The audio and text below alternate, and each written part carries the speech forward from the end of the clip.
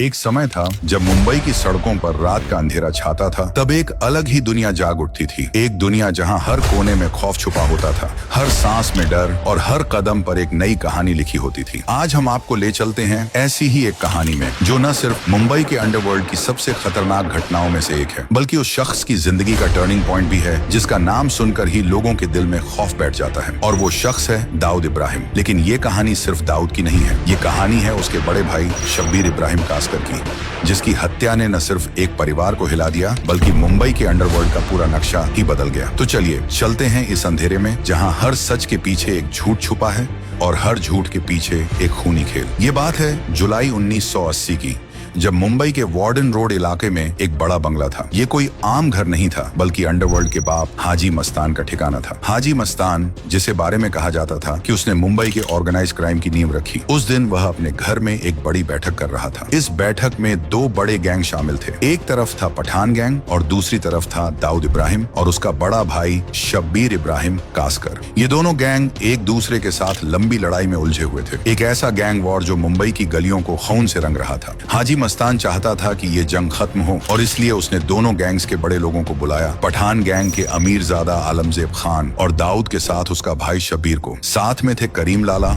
और जैन ब्रदर्स जैसे बड़े नाम, जो उस वक्त अंडरवर्ल्ड के धुरंधर माने जाते थे। इस बैठक का मकसद था सुलह, एक ऐसा समझौता जिससे ये खूनी खेल रुक जाए। सबने कुरान पर हाथ रखकर कसम खाई कि आज के बाद ना वो एक दूसरे के काम में दखल देंगे और न ही एक दूसरे के खून से हाथ रंगेंगे। ये एक पवित्र वादा था जो मस्जिद के धार्मिक माहौल में लिया गया था, इसलिए कुछ महीनों तक ये वादा निभाया भी गया। पठान गैंग अपना काम करता रहा और दूसरी तरफ दाऊद और शब्बीर भी अपना काम करते रहे। दोनों तरफ के लोग अपने अपने इलाकों में लगे रहे और ऐसा लग रहा था कि शायद ये सुलह सच में काम कर गई। लेकिन ये शांति सिर्फ एक धोखा थी, एक तूफान के पहले की खामोशी जो जल्दी ही टूटने वाली थी। साउथ मुंबई के ग्रांट रोड इलाके में एक जगह थी, कांग्रेस हाउस। कभी ये जगह आजादी के लड़ाकों का अड्डा हुआ करती थी, जहां कांग्रेस के बड़े नेता अपनी प्लानिंग किया करते थे। लेकिन 1980 तक आते आते ये जगह एक अलग ही रूप ले चुकी थी। अब ये जगह मुजरा करने वाली लड़कियों और स्लट्स का घर बन चुकी थी। रात को यहाँ बड़े बड़े सेठ लोग आते, नाच गाना होता और अंडरवर्ल्ड के लोग भी अपना वक्त गुजारने यहाँ चक्कर लगाते थे। इसी कांग्रेस हाउस में दो लड़कियां थीं, चित्रा और नंदा। दोनों की उम्र लगभग 30 साल थी और दोनों एक दूसरे की अच्छी दोस्त भी थी। और यही वो जगह थी जहां शब्बीर इब्राहिम कासकर का आना जाना लगा रहता था। शब्बीर, जो दाऊद का बड़ा भाई था, चित्रा के काफी करीब था। दोनों के बीच एक रिश्ता था, एक ऐसा रिश्ता जो प्यार और शायरी से भरा था। शब्बीर चित्रा के लिए शायरी भी लिखा करता था। चित्रा भी उसे दिल से चाहती थी। शब्बीर की जिंदगी में ये एक अलग मोड़ था। 1978 में शब्बीर की शादी हो चुकी थी, लेकिन फिर भी कांग्रेस हाउस के चक्कर उसके लिए आम बात थी। वो चित्रा के साथ रातों को फिल्में देखने के लिए निकलता, बड़े बड़े रेस्टोरेंट्स में उसे ले जाता और कभी कभी चौपाटी पर साथ घूमता। रात के 12:30 बजे मुंबई की सड़कों पर दोनों साथ चलते, जैसे कि वो दोनों दुनिया से बेखबर हों। शब्बीर के गैंग में सबको ये बात पता थी, यहाँ तक कि दाऊद को भी, लेकिन किसी ने इसे बड़ा मुद्दा नहीं बनाया। लेकिन ये बात पठान गैंग तक भी पहुंच गई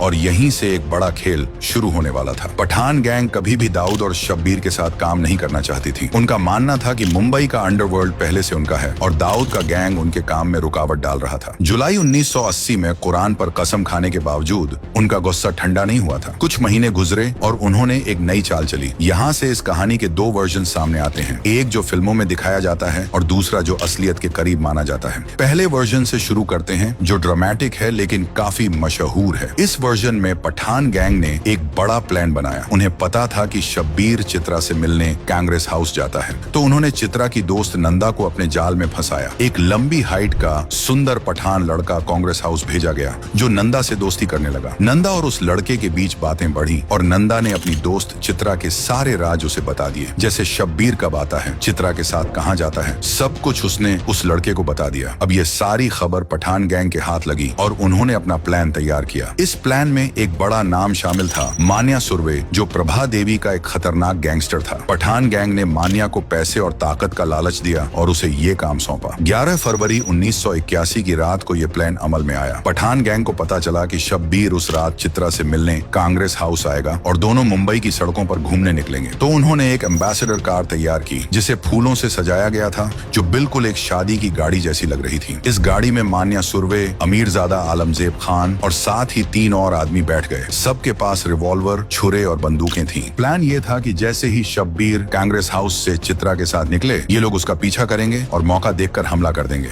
लेकिन उस रात शब्बीर अपनी बीवी को डॉक्टर के पास ले गया था क्योंकि वो प्रेग्नेंट थी। घर वापस आने के बाद रात के 12 बजे के करीब उसे चित्रा का फोन आया। शब्बीर अपनी सफेद फियाट पैडमिनी कार में बैठा और कांग्रेस हाउस की तरफ निकल पड़ा। दाऊद को भी पता था कि उसका भाई रातों को चित्रा से मिलने जाता है, लेकिन उसने रोका नहीं। रात के 1 बजे शब्बीर कांग्रेस हाउस पहुंचा, चित्रा को अपने साथ लिया और दोनों निकल पड़े। थोड़ी दूर पर ही हजरत अब्बास अली दरगाह के पास शब्बीर ने अपनी कार के शीशे में देखा कि एक फूलों से सजी गाड़ी उसका पीछा कर रही है। पहले तो उसने सोचा कि ये कोई शादी वाली गाड़ी होगी, लेकिन जब ये गाड़ी लगातार उसकी कार के पीछे लगी रही तो उसे शक होने लगा। शब्बीर की कार में पेट्रोल कम था, इसलिए वो प्रभा देवी के सारस्वत पेट्रोल पंप पर रुका। पीछे वाली गाड़ी भी वहां पहुंची और रुक गई। शब्बीर को समझ आ गया कि कुछ गलत होने वाला है। उसने चित्रा को जल्दी से कार से निकलने को कहा, लेकिन तब तक देर हो चुकी थी। फूलों वाली गाड़ी से 5 आदमी निकले। मान्या सुरवे, अमीरजादा और 3 और लोग, सबके हाथ में हथियार थे। उन्होंने चित्रा को कार से खींचा और शब्बीर पर गोली चलानी शुरू कर दी। एक के बाद एक 9 गोलियां शब्बीर के जिस्म में लगी और 19 गोलियां उसकी कार पर। शब्बीर स्टीयरिंग व्हील को पकड़े हुए था, उसके जिस्म से खून बह रहा था और चित्रा एक तरफ खड़ी चीख रही थी। हत्या के बाद ये लोग वहां से निकल गए। ये था पहला वर्जन, लेकिन दूसरा वर्जन थोड़ा अलग है और शायद असलियत के करीब भी। इस वर्जन में मान्या सुरवे का कोई रोल नहीं था और ना ही कोई फूलों वाली कोई गाड़ी थी। पठान गैंग के अमीरजादा आलमजेब खान ने 2 आदमियों और एक ड्राइवर के साथ प्लान बनाया। ड्राइवर को यह भी नहीं पता था कि वो किस काम में शामिल है। 11 फरवरी 1981 की रात हजरत अब्बास अली दरगाह के पास जब शब्बीर और चित्रा जूस पीने रुके तो पठान गैंग ने उनका पीछा शुरू किया। रात 11:30 बजे से लेकर जब शब्बीर प्रभा देवी के पेट्रोल पंप पर रुका तो तब तक ये लोग उसके पीछे थे और वहाँ उन्होंने मौका पाकर शब्बीर पर गोलियां बरसा दी। 9 गोलियां उसके जिस्म में लगी और वो वहीं स्टीयरिंग व्हील पर मर गया। चित्रा को छोड़ दिया गया और हत्यारे वहाँ से निकल गए। लेकिन इन दोनों वर्जन्स के बाद जो हुआ वो मुंबई के अंडरवर्ल्ड का इतिहास बन गया। हत्या के बाद पठान गैंग के लोग दाऊद के घर मुसाफिर खाना पहुंचे। रात के 1:30 बजे जब सब सो रहे थे तो इन्होंने दाऊद के घर पर गोलियां चलाई। 15 मिनट पहले शब्बीर को मारा गया था और अब ये लोग दाऊद को भी धमकी दे रहे थे। घर के अंदर से दाऊद के आदमी खालिद पहलवान ने जब जवाबी फायरिंग की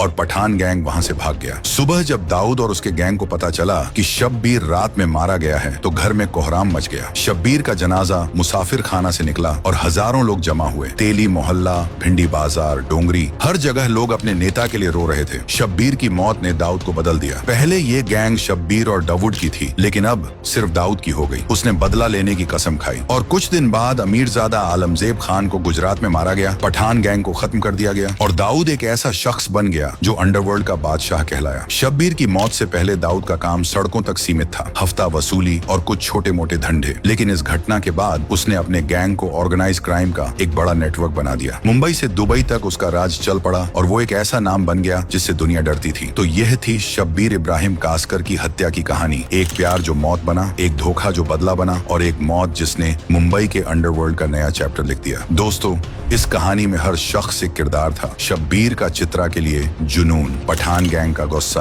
और दाऊद का बदला। हर एक कदम एक नए मोड़ पर ले गया और हर मोड़ ने एक नई तकदीर लिखी। तो आपको क्या लगता है, क्या ये सिर्फ एक हत्या थी या एक नए दौर की शुरुआत? अपना जवाब हमें कमेंट बॉक्स में जरूर दें। धन्यवाद।